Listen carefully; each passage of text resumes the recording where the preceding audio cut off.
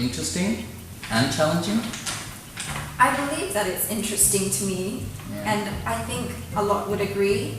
It's challenging as well because it made me switch from your typical exam-based education style to having assignments. You're constantly having to study and constantly having to do your assignments. So it is challenging, but it's also been very, what's the word? Helpful? It's very helpful for me. Alright. How would you compare this curriculum, say your old typical exam-based curriculum, which I'm sure you're from, right? The IB was similar to that. So how do you compare that curriculum to this BTech one? Well, I would say that IB is not all that different because we had assignments throughout the whole year as well.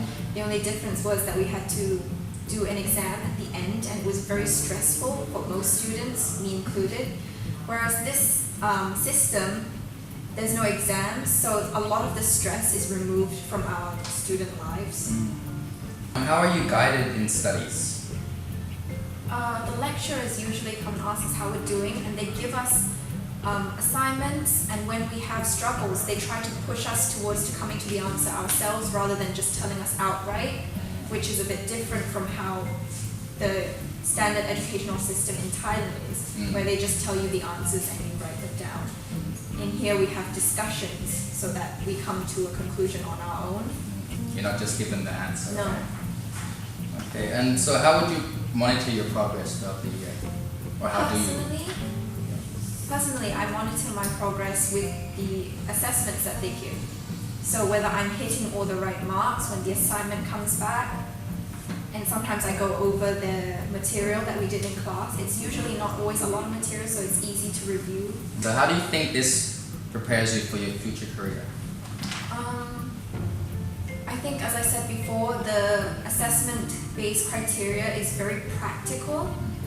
How in real life, when you graduate from university and you go into the workforce, you don't get exams and you don't get, based upon your knowledge, you get based on your practical skill and how you deal with the problems at hand immediately.